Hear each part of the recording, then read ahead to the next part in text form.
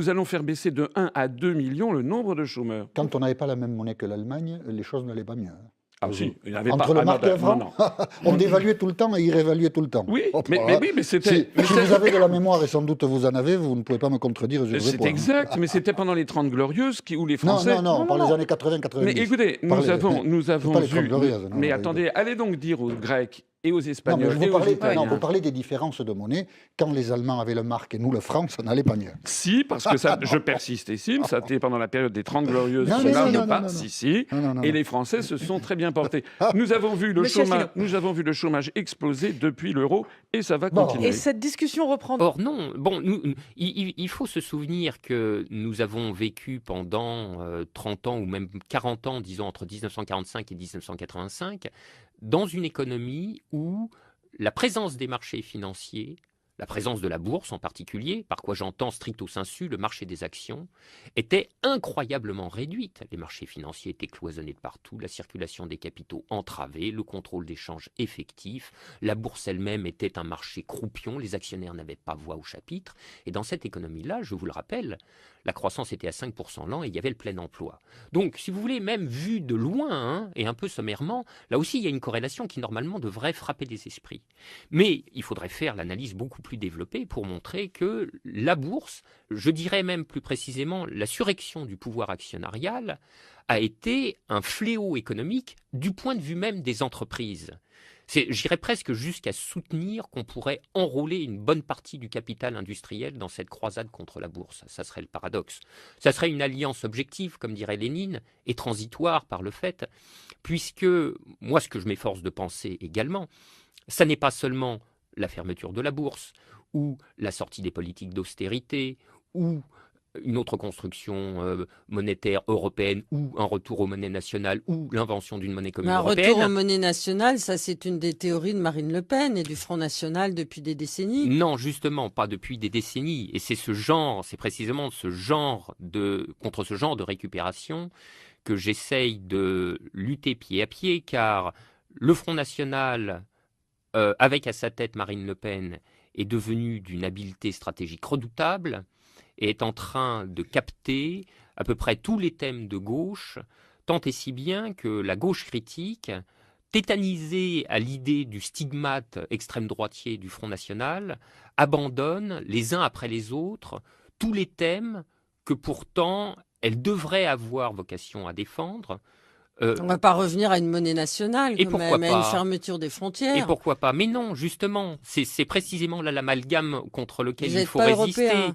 Mais d'abord, qu'est-ce que ça veut dire être européen? C'est ça, ça serait ça la question. Ça veut dire vivre dans cet espace mais vivre dans cet espace économique. Vivre dans cet espace. Hélas, pas assez intellectuel, ni culturel, ni diplomatique, ni militaire.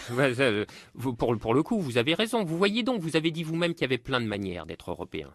Alors moi, si la définition d'être européen est vivre dans le cadre du traité de Lisbonne, c'est-à-dire dans le cadre de la libre circulation des capitaux, dans le cadre de libre-échange, dans le cadre de la Banque centrale indépendante et des politiques d'austérité qui sont déterminées par le jeu mécanique des traités, si ça c'est être européen, je n'ai aucun mal à dire que je ne le suis pas.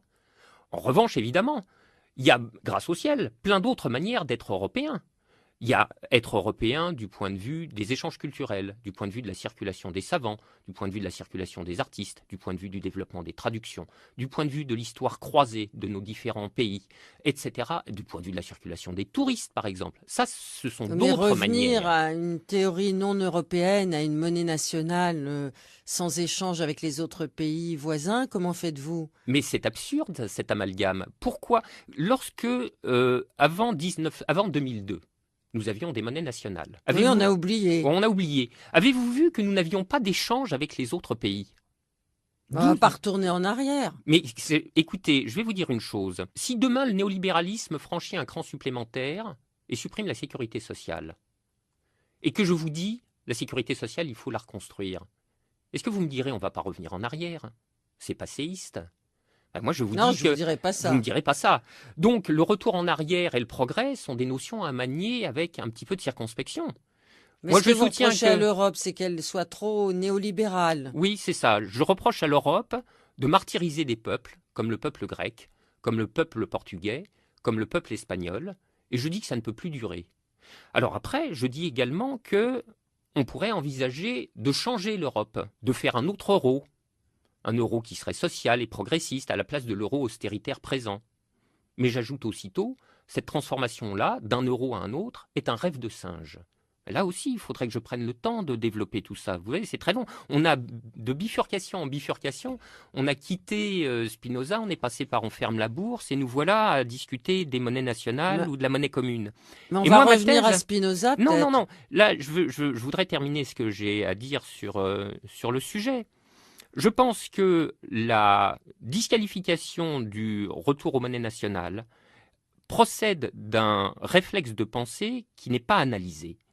Car en vérité, rien n'oblige à penser que retourner aux monnaies nationales consisterait, comme hélas une caricature fréquente le soutient, consisterait à s'enfermer derrière de hauts murs, et comme en général les images à ce sujet ne sont guère subtiles, elles ajoutent des détails à base de forteresses, miradors, barbelés, etc., en ayant oublié, alors que ça ne date pas de si longtemps, que, j'y reviens, pas sur le mode passéiste, mais sur un mode presque logicien, vous allez voir.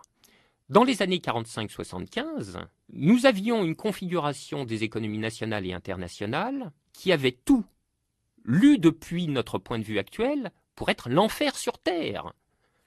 Protectionnisme, non-liberté de circulation des mouvements de capitaux, contrôle d'échange, nombreuses entreprises nationalisées, etc. etc.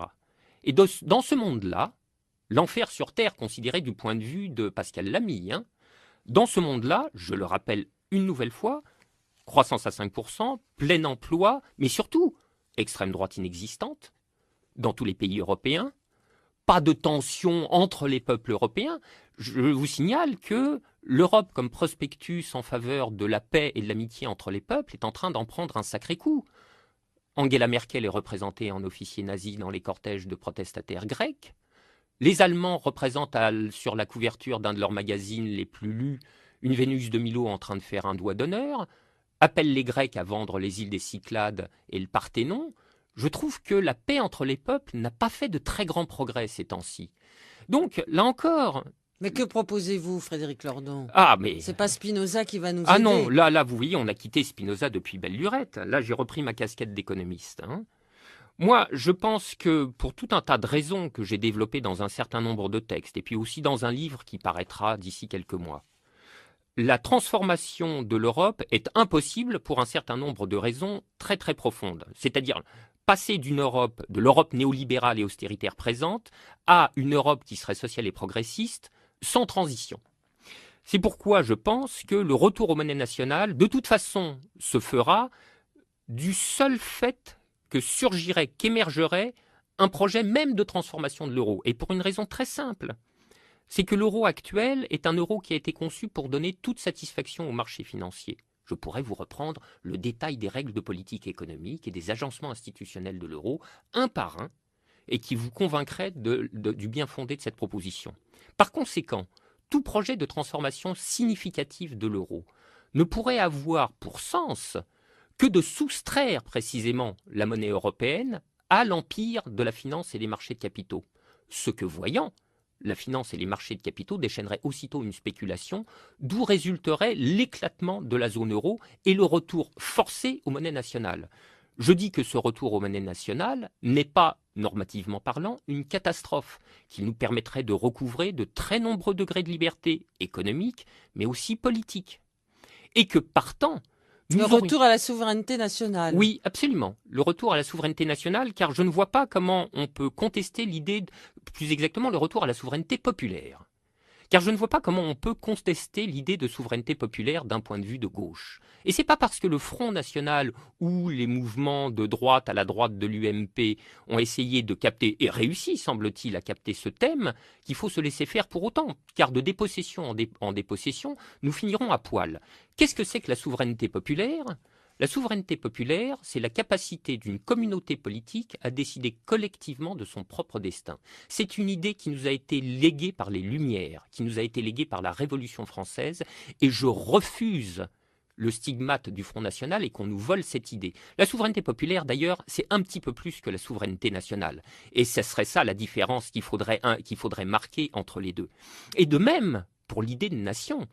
Si j'avais su que nous allions parler de ce thème, je serais venu avec quelques munitions, et en particulier avec une définition de la nationalité qui avait été donnée dans l'article 4 de la Constitution de 1793, la Constitution de Robespierre.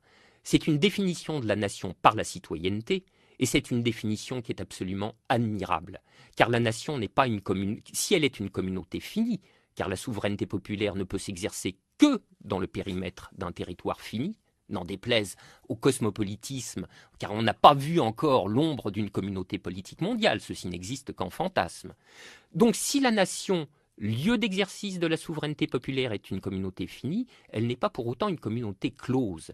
Et rien n'interdit que des étrangers prennent la nationalité française définie comme citoyenneté, en particulier tous les travailleurs qui sont actuellement clandestins, qui payent leurs impôts, leurs cotisations sociales. Ces gens-là ont droit à la nationalité française précisément parce qu'ils s'acquittent de leur devoir citoyen le plus fondamental peut-être, qui est le devoir lié au consentement fiscal, là où des Bernard Arnault, des Jérôme Cahuzac, des Depardieu et des Johnny se baladent dans le monde comme dans un self-service à passeport pour faire de l'optimisation fiscale. Et donc voilà ma redéfinition de la nation française, et celle-là, elle ne va pas plaire au Front National. Bernard Arnault, pas français. Johnny, pas français. Cahuzac, pas français. Mais tous les travailleurs clandestins qui aspirent, eux, à payer des impôts, sont français de plein droit. Mais il faudrait que vous fassiez de la politique, Frédéric Lordon. Ah non, ça, j'en ai aucune intention. Je serais une calamité. Donc je me contente de faire ce que je sais faire dans le petit segment de la division du travail qui est le mien, et je m'y trouve très bien comme ça.